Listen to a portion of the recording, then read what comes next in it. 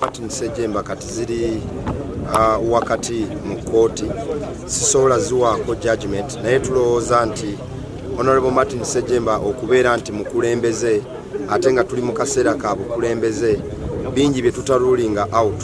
So Honorable Ssejjemba bw'anaabanga saddaaka era nakyo kijja kumanyika wabula kye tukkiririzaamu nti kooti bw'eneebanga yeewa obulamuzi ejja tuwa obulamuzi kubanga ishu y'akakadde akamu ate nga n'agamba nti yakamusaba taliiwo oba tannalabika.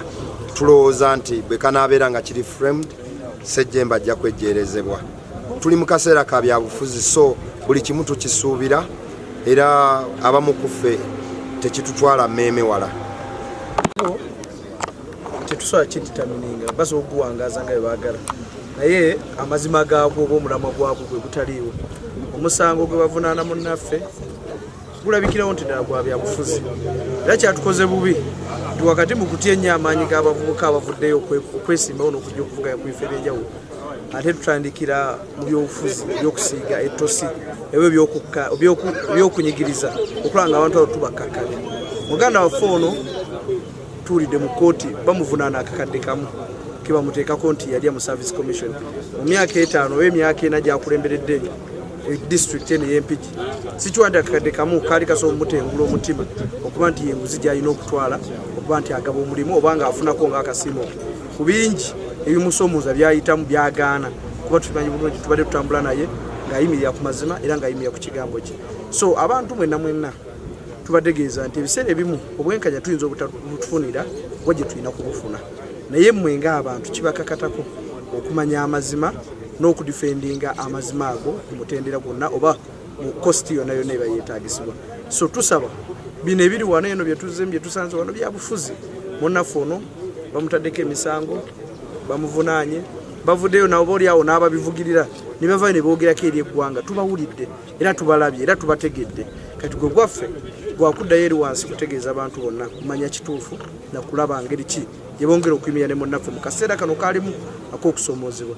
Abavubuka abayo mbategeeza ffe abali mu bifo by'obukulembeze eby'abavubuka obanga tukyali bavubuka twerekereza bingi tusaddaase bingi twenenyeza bingi okulanga twewala okutunda omwoyo gwaffe oba emijiji gyaffe kuba olwaleero omuvubuka yenna alina kuffe Ssejjemba ssentebe wadde ssentebe muvubuka muto naffe wetuwano tuli mu paalamenti naye tugaanye ebikemo byonna lwansonga twagala ekifaananyi ky'omuvubuka kisigale nga kiri waggulu mu bitundu byonna eby'eggwanga kati bino bye mulaba bagezaako okukakkanya bavubuka bannammwe temubikkiririzaamu muyimirire ne bannammwe mwogere eddoboozi lyabwe obabangizeeko eddembe lyammwe oba eddembe lyabwe kuba ekiva wano enkya kijja wa mulala. So tulina okulwanira ewamu okulwana oteekawo ekiri mu Mpigi kyennyamiza naye ebyo bye tugamba nga abantu nti mu mbeera zonna zino ze tulimu kuleka nga obuyinza bugenze mu mikono gy'abantu abanaleeta obwenkanya mu ggwanga lwe lutalo lwe tuliko kubanga ekiri mu mpigi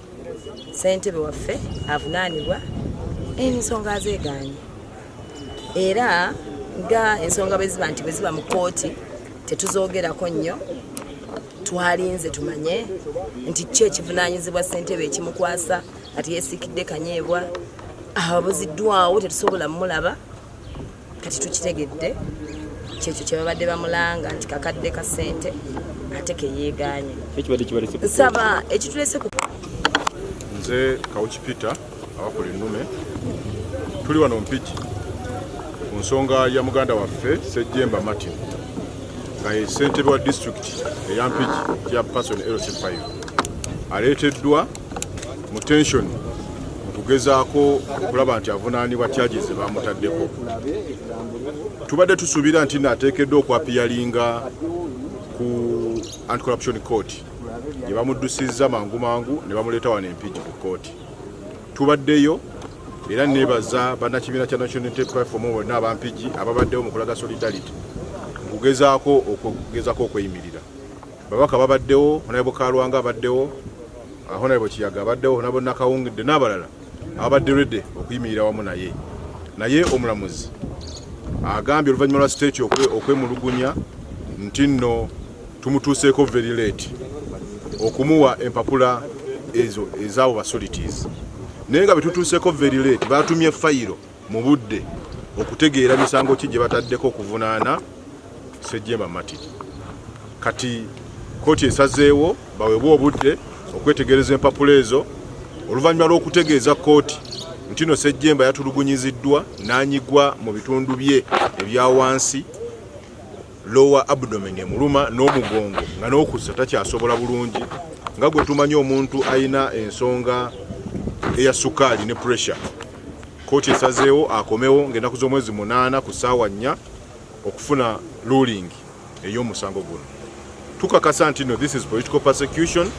Kye tusaba eggwanga lyonna tukimanye nti Ssejjemba omusango agwegaanye era as we speak now Ssejjemba ali innocent.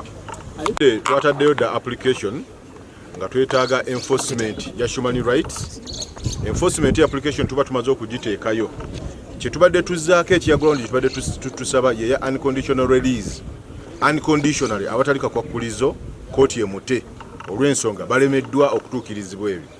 Bw'okwata omubbi w'akasimu tomala kumwokya bidomola na kumutemako ngalo ate omutwale mu kooti omuvunaane. Kitegeeza okutulugunya okwo okutambulira mu nsonga ezo kumenya mateeka era kye tuteekeddwa okusooka okutegeeza kooti tukikoze kigenze ku kooti record okulaga embeera gy'alimu. Tusaba n'okugumya mwenna steps zonna ezigenda okuddako tugenda kuzikolako ku ekyokukola weekiri bannamateeka b'ekibiina weebali ate naye yennyini mutima gwe mugumu kuba akimanyi omusango guno teyaguzza.